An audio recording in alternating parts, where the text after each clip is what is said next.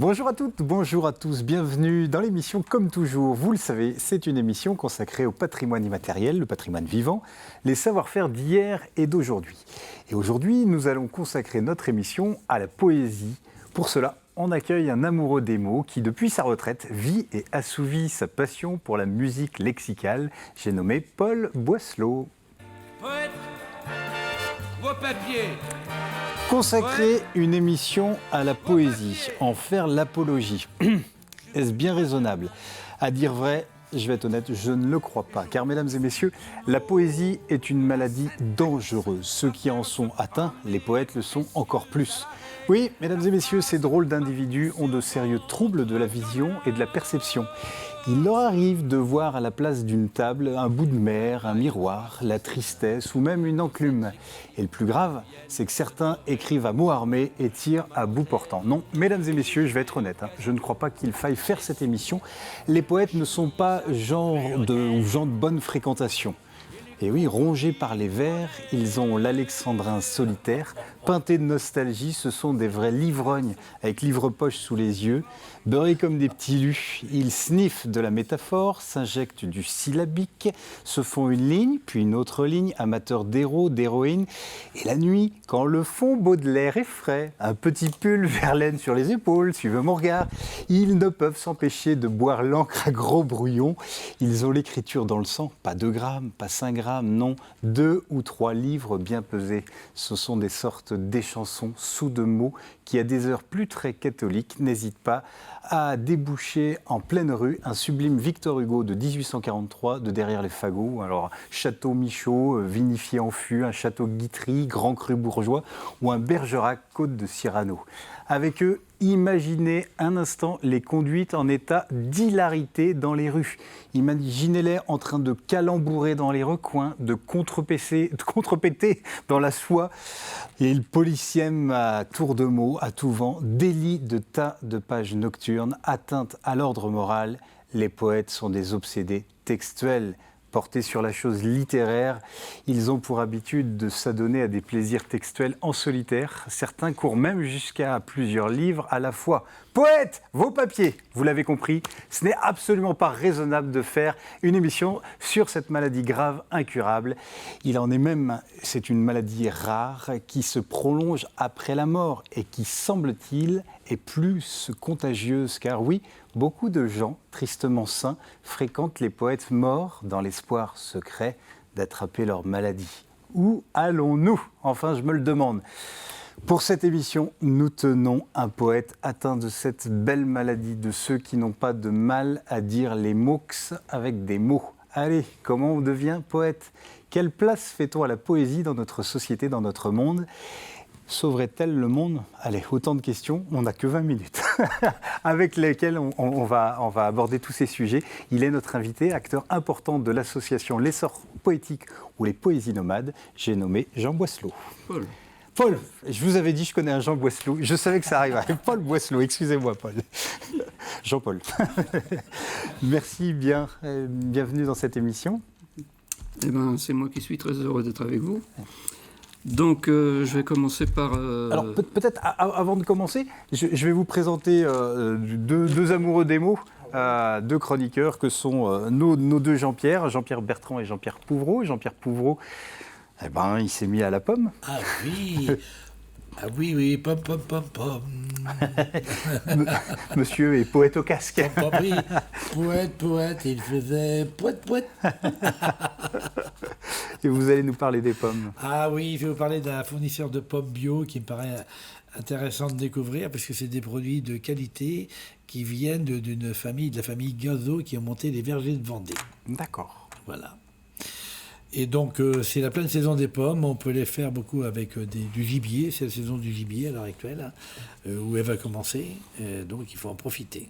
D'accord. Voilà. Eh ben, on écoute ça dans un instant. Oui. Jean-Pierre Bertrand, l'Art Expo, la poésie. Alors, vous avez des archives? Nous avons des archives, mais on s'égare pour dans 2050 ou 60. Ouais.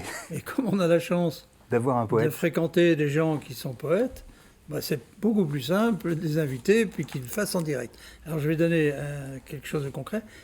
C'est des poètes, on en voit régulièrement. Voilà. Mais là, le fils de Paul m'a amené un poème en patois, en très direct. bien. Donc on va entendre du patois. Voilà. Et j'ai dit, tiens, ça c'est pas banal. Ah, très bon. Et voilà, Paul est là. Donc une chronique en direct. Une chronique en direct. Ah bah super. Eh ben on écoutera ça dans un instant. Paul, soyez le bienvenu, je le disais. Alors, cette passion pour l'écriture, elle est venue comment ? Je voudrais auparavant saluer notre président qui est décédé la semaine dernière, le président de l'Essor. L'Essor poétique. Oui, donc je voulais lui rendre hommage parce qu'il le mérite bien. Ouais.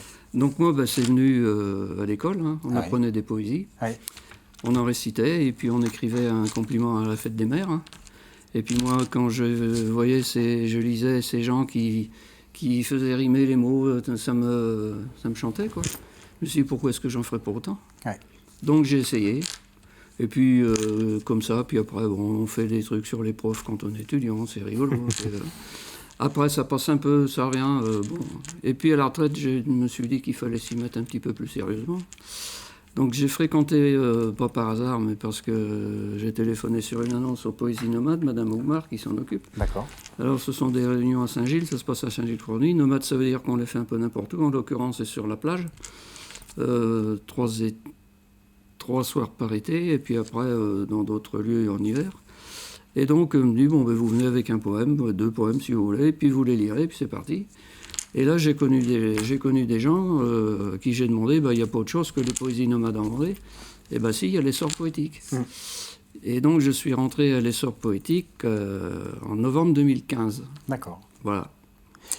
Et alors, à ce moment-là, je ne connaissais pas trop la prosodie, hein, c'était un petit peu succinct. Les premiers poèmes, si des gens lettrés les lisent, ils vont trouver plein de fautes de prosodie. Mais enfin bon, il faut commencer par le début. Faut s'essayer. Et puis après, l'Essor poétique organise un concours tous les ans, un concours de poésie, dont le règlement va sortir incessamment, qui va être dans cette revue d'ailleurs, qu'on sort tous les 3 semaines. Tous les 3 mois, je veux dire. Et première tentative, j'ai fait 2 essais, j'ai eu 2 prix, 2 secondes prix, ça m'a encouragé. Et j'ai continué. Et 2 ans après, j'ai eu le Grand Prix de La Roche-sur-Yon. D'où le diplôme. D'où le diplôme, d'où la médaille, etc. Médaille du Conseil général, etc., etc. Et puis j'ai continué à faire des concours. Donc des concours. Alors on fait des concours, on est primé, on a des beaux, on a des cadeaux, etc. Alors c'est très intéressant parce qu'on côtoie d'autres gens. Oui, c'est l'occasion de rencontre. On s'affine et on se confronte aussi à d'autres techniques, peut-être. On se frotte. Donc ça continue. Alors bon, l'Essor avec la démission de notre président l'année dernière était obligé de se restructurer. Ce qui fait que maintenant on se réunit une fois le samedi après-midi à La Roche et une fois les 3e mardis aux Essarts dans le cadre de l'association Culture et Loisirs Essartais. D'accord. Et donc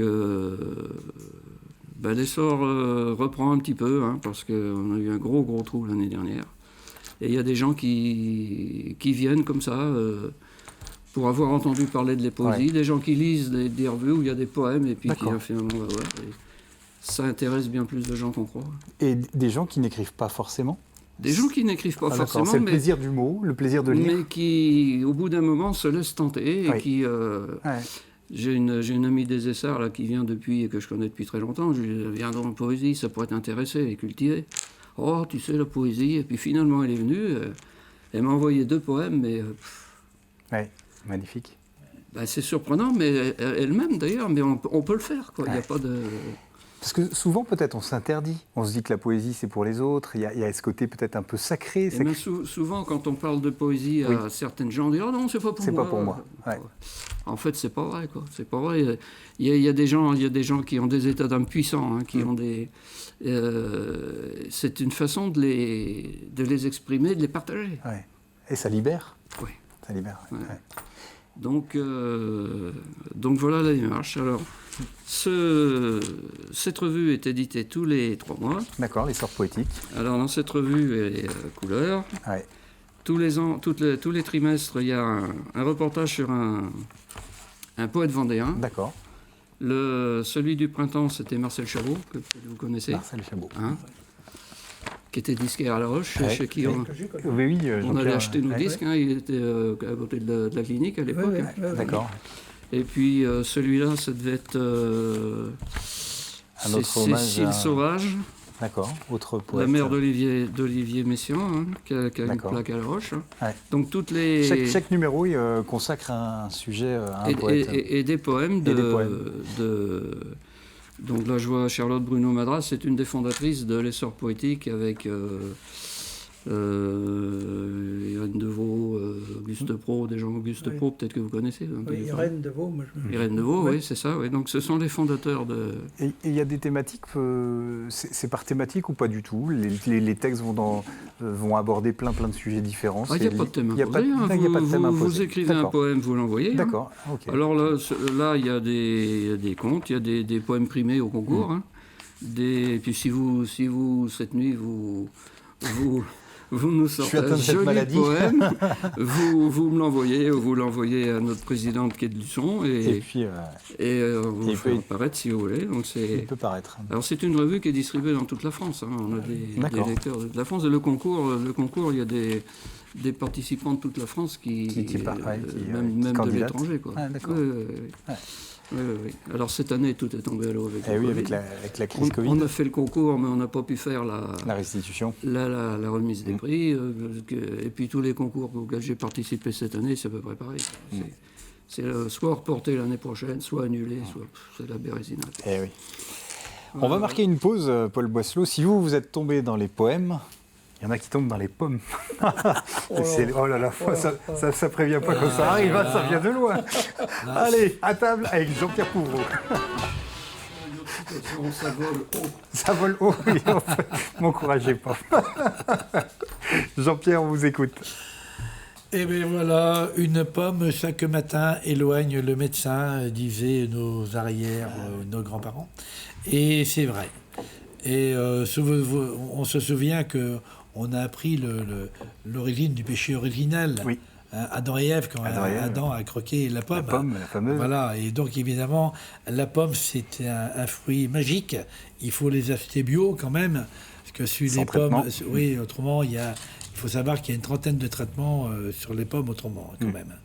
Alors, il en reste toujours un petit peu dedans, donc il ne faut pas hésiter à prendre des pommes bio, même si elles sont un petit peu plus chères.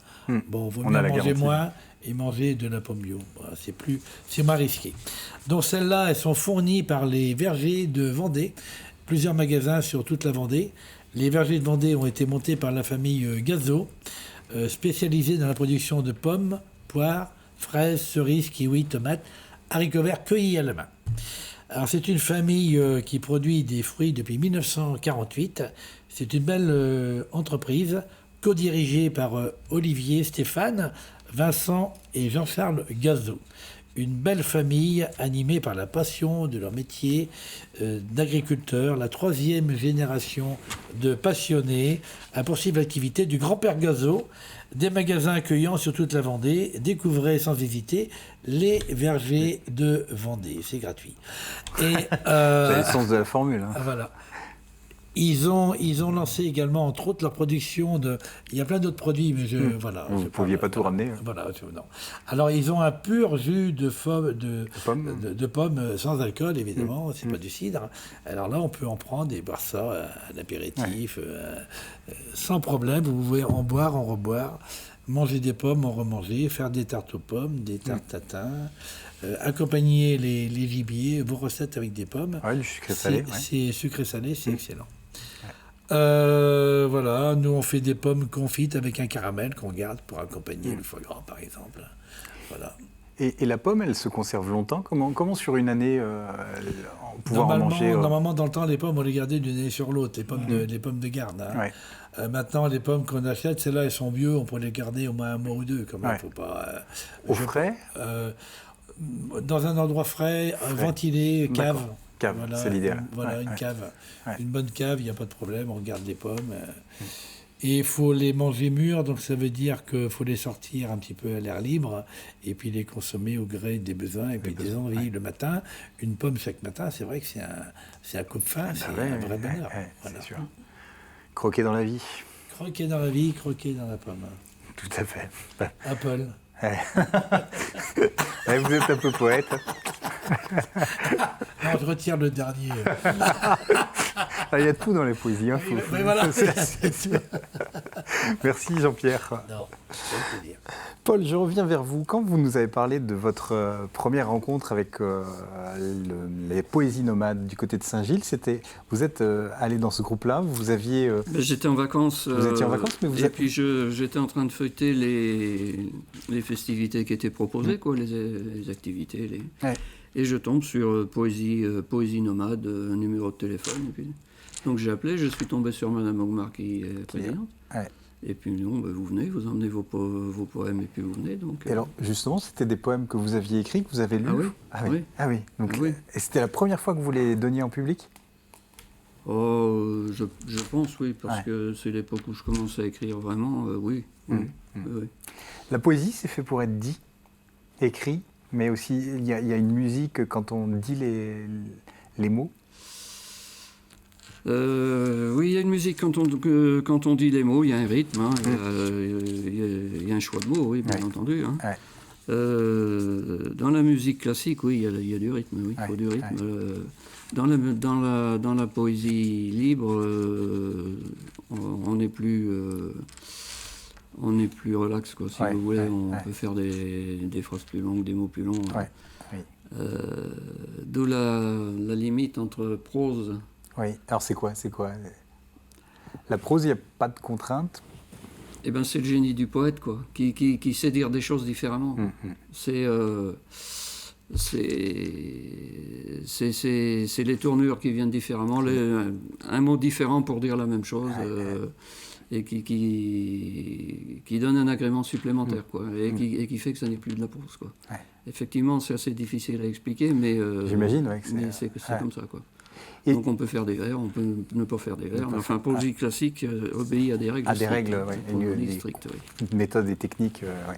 Et vos thèmes de prédilection, c'est quoi? Vous écrivez sur ce qui vous inspire? Qu'est-ce qui vous inspire?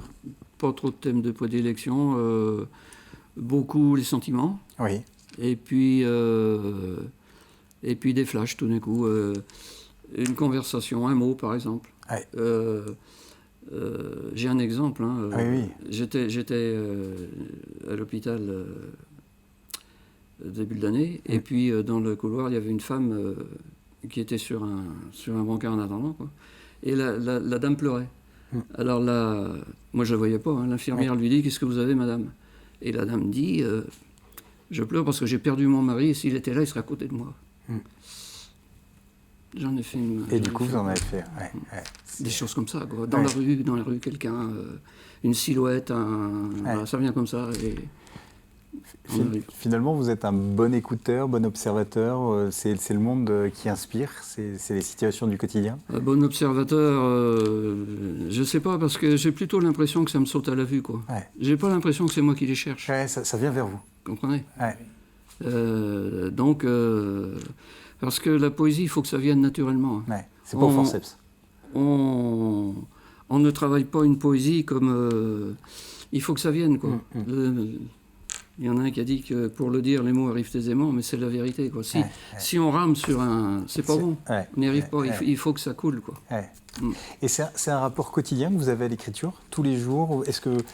Alors vous dites ça arrive quand ça arrive, mais est-ce que tous les jours vous vous retrouvez dans une situation d'écriture? Je ne fais pas que ça. Depuis le début de l'année, j'ai dû écrire une 60aine de poésies. Ah, quand même? Mais ça fait 3 semaines que je n'ai pas écrit, quoi. Et ça commence à me manquer, quoi. Ah, il y a un vrai manque. C'est une drogue? Presque. Une belle drogue. Non, c'est pas une drogue, mais c'est une passion, quoi, si vous voulez. Ça fait 3 semaines que je n'ai pas écrit et ça me manque. Et le fait d'avoir des rendez-vous, justement, avec un groupe, avec une association, ça stimule aussi? Ah oui, énormément. Énormément, parce que chacun est différent. Chacun a une façon différente de s'exprimer. Alors, un jeu qu'on fait quand on se réunit aux Essarts, c'est que ceux qui dessinent ou ceux qui peignent nous emportent un dessin, un support, et chacun fait suivant son idée, quoi. Mais c'est formidable, quoi, parce que chacun voit des choses différentes. À partir d'un même support. Ça c'est formidable, ça. C'est formidable, ça. Parfois, les mots viennent en patois. Vous écrivez aussi en parlant? Ça existe. Ouais, c'est vrai. Oui. Et là, on est sur comment ça vient pour écrire en patois. Est-ce que c'est la même technique? C'est d'abord de l'écrit ou alors est-ce que c'est Non, tourne c'est les pareil, phrases mais en patois. En patois. Bon, moi, ça me gêne pas de parler patois, pas trop. Ouais. Donc, si vous voulez, j'en ai fait un pour Saint-Gilles le mois dernier. Oui. Bon, j'ai essayé de le faire en vers. Je l'ai écrit au plus près de la phonétique parce que si on veut s'amuser, ça devient buvable, incompréhensible. Donc, oui, Donc ça va être... Ça ne pose pas plus de problèmes que d'écrire en français. On va pouvoir l'entendre. Enfin, c'était votre idée, Jean-Pierre, de pouvoir entendre de la poésie en patois aussi. Oui, disons que d'abord c'est une longue tradition, les poètes, c'est pas d'aujourd'hui. Et puis c'est vrai que c'est aussi des transmetteurs de ce qu'ils observent à travers le temps. Bon, en plus de ça, j'allais dire, moi je suis particulièrement sensible à cette poésie qui est chantée, que sont nos chansons traditionnelles. C'est d'abord des poèmes. Voilà. Et donc, c'est un phénomène qui m'intéresse. Mais aujourd'hui, vu l'urgence de sauvegarder certains pans du patrimoine qui vont être balayés comme les langues régionales, comme les dialectes, que les gens se rendent compte, en fait. Paul le sait très bien. Voilà, son fils parle un petit peu patois de temps en temps, mais la petite fille, voilà. Donc on va voir ça disparaître. Et qu'il se penche, Paul et bien d'autres, sur des outils pour sauvegarder des pans entiers d'une langue, je pense que c'est très très important. Ça fait partie des motivations qui moi, m'amènent à inviter des gens comme Paul. Ah ben on va avoir le plaisir de l'entendre. Alors justement, comme on a une panne de magnéto, ça tombe bien. Alors, ce que je propose, c'est que Paul nous le lise, on envoie une petite virgule, un petit jingle, ce qui fera la transition, et on écoute Paul Boisselot. Alors, on va avoir deux poèmes, un en français. Un sonnet. Un sourire. D'accord. Un sonnet. Un sonnet. Un sonnet. Oh là. Un sonnet souriant. Oui. Un sonnet souriant. On écoute alors. Je commence par quoi? Celui en français. Celui en français. Donc justement, c'est un sourire. Un sourire. Qui a eu un prix cette année-là, je ne sais plus trop. Un sourire. Un sourire s'envole en traits silencieux, qui le voit sur sa route en cueille la tendresse, et s'émet aux zéphyrs de sa douce caresse, comme pour confier un cadeau précieux.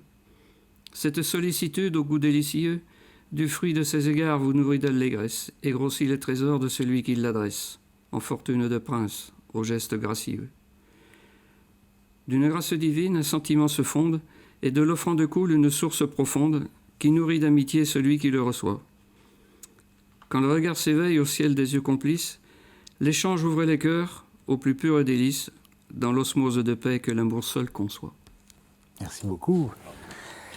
Et une version rap, ça serait intéressant avec des jeunes qui le mettraient. Ouais, non, mais si. Oui. Par exemple. Si. Voilà, alors le sonnet est très difficile à mettre en musique. Ouais. En musique. Et la poésie en alexandrin d'une manière générale. Ah oui.